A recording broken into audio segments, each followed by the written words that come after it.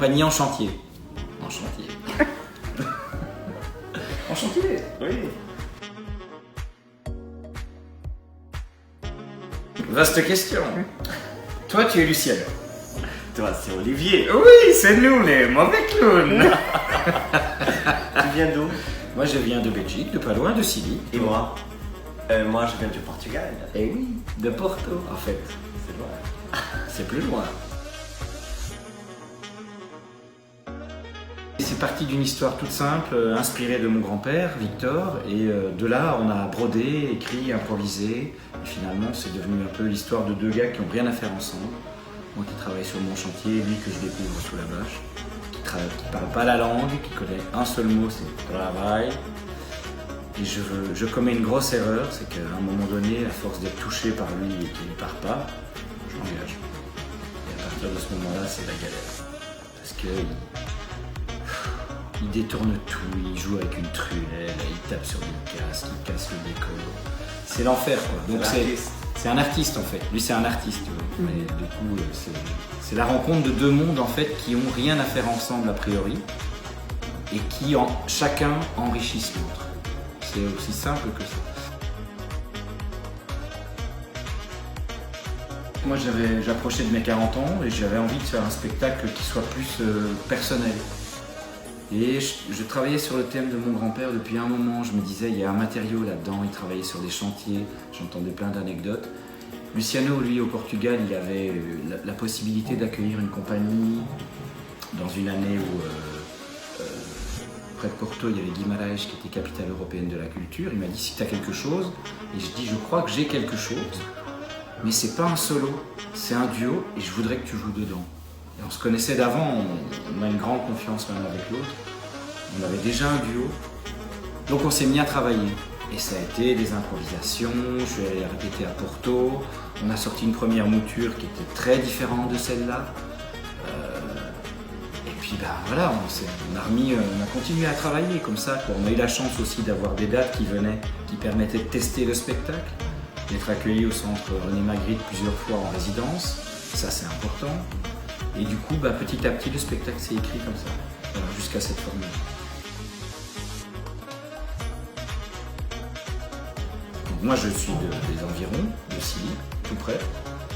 Mais je connaissais très peu le centre René Magritte. Et par contre, je jouais ici quand j'étais 16-17 ans. Je jouais au volleyball ici. Et du coup, c'est assez drôle parce que via le sport, je connaissais un petit peu les infrastructures.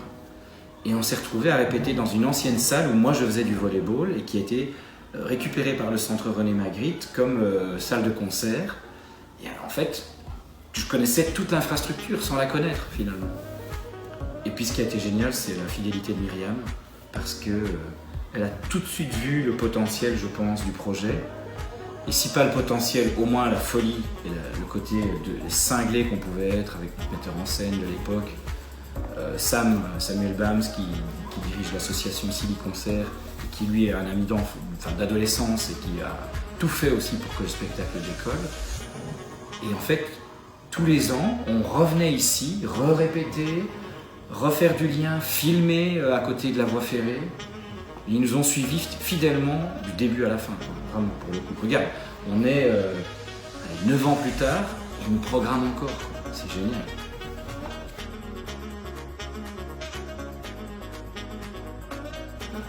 Moi, je voulais être camionneur.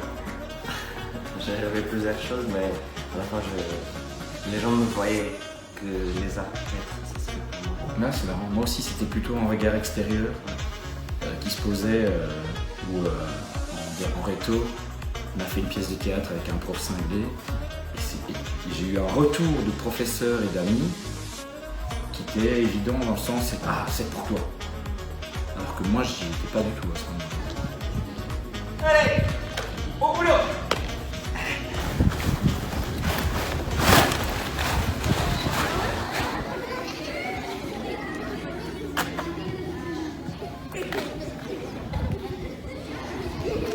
Oh.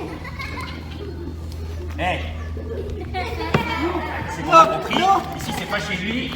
Hein? Ici, c'est chez moi. Allez, bouge.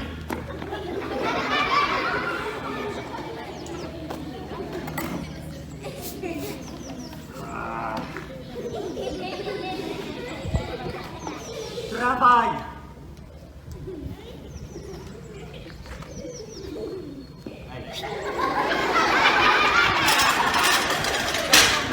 Une journaliste du soir qui nous avait écrit un superbe article, Catherine Macréel, qui avait dit, c'était quoi encore? C'était un spectacle qui a la noblesse des pierres de taille.